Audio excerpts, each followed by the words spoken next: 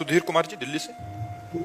राधे राधे महाराज जी। महाराज जी, जब कोई लड़का अपने विवाह के समय लड़की के पिता के सामने दहेज की इच्छा या मांग रखता है और लड़की के पिता इच्छा पूरी भी करते हैं, तो क्या ये उस लड़के पर लड़की के पिता का कर्ज चढ़ जाता है, या अगर कर्ज नहीं है, धर्म से रहित बात है।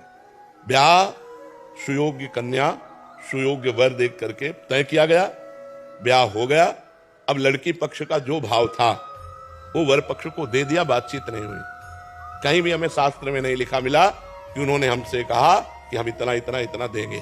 वो कन्या दी, उसके साथ जो उनका भाव रहा, वो चाहे 1000 सोने के रथ, 1000 हाथी, ये वो दे दिए। मांगना, तय करना, ये बिल्कुल शास्त्र विरुद्ध आचरण है, बिल्कुल नहीं करना चाहिए। किसका प्रश्न है? हाँ, बिल्कुल नहीं करना चाहिए। ना तो लड़के पक्ष को ये बात रखनी चाहिए, लड़के पक्ष को बात रखनी चाहिए तुम्हारी लड़की हमारे लड़के के सुयोग्य वर, ये काफी है, अब आपका जो मनावे सो दे देना, हम उसकी आकांक्षा नहीं रखते। लड़की पक्ष को चाहिए कि जैसे पुत्रों को विभाजित संपत्ति किया, ऐसे कन्या का भी हिस्सा लगा करके उसके साथ दे देना चाहिए, बिना मांगे दे देना चाहिए। मांगना ये दहेज के अंतर्गत आता है। दहेज प्रथा ये हमारे संस्कारों को, हमारे धर्म को ये मिटिया मेट कर रही है। लड़की हुई, सुनते ही उसका पिता जल जाता है। लड़की हुई क्यों? क्योंकि अब दहेज देना पड़ेगा। दहेज में लोग ऐसे मांग रहे हैं कि पूछो मत। वो किसी तरह कमा खा करके जी रहा है, वो लाखों का पर्चा बना देते, तो इससे तो लोग गर्भ में लड़की पात करवा देते। अगर देखा या गर्भ हुआ, लड़की हुई, तो इन किन प्रकार वो नष्ट करना चाहते हैं। ये दहेज प्रथा ही तो ऐसे आचरणों को प्रेरित करती है। और तुम अपनी कमाई से नहीं तृप्त हो गए, वो लड़की दे, केवल लिंग परिवर्तन से ही तुम महान हो गए क्या? वो भी तो एक शरीर आ रहा है तुम्हारे पास, और तुम भी एक शरीरधारी हो। तुम पुरुष लिंग हो, केवल इसलिए तुम महान हो गए। वो स्त्री लिंग है तो वो लघु हो गई क्या? विचार करके देखो।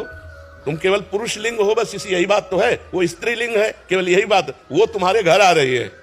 ब्याह का तो मतलब है कि जो पान फूल बने वो हम आपके चरणों में समर्पित करते हैं, अपनी बेटी समर्पित करते हैं, आप आनंद से गले लगा करके उनको विदा किया, ये बात रही। और ये दहेज प्रथा जब तक रहेगी हमारे समाज में कलंक है, कैंसर है ये, जो लड़कियों के अस्तित्व को मिटाने वाली है, जो लड़की के प्रति हे भाव पैदा करने वाली। और ये लोग नहीं समझते कि आज हमारे राष्ट्र की प्रथम पुरुष राष्ट्रपति लड़की ही है। और आज बॉर्डर में सेना के साथ जोड़ पे जोड़ कंधा मिलाए लड़कियां खड़ी हैं। लड़कियां कोई साधारण समझते हो? दैवी शक्ति है। तो लड़कियों को क्या समझ रखा? केवल स्त्रीलिंग होने के कारण वो इतना घट गई कि तुम्हें रुपया भी दे और लड़की भी दे।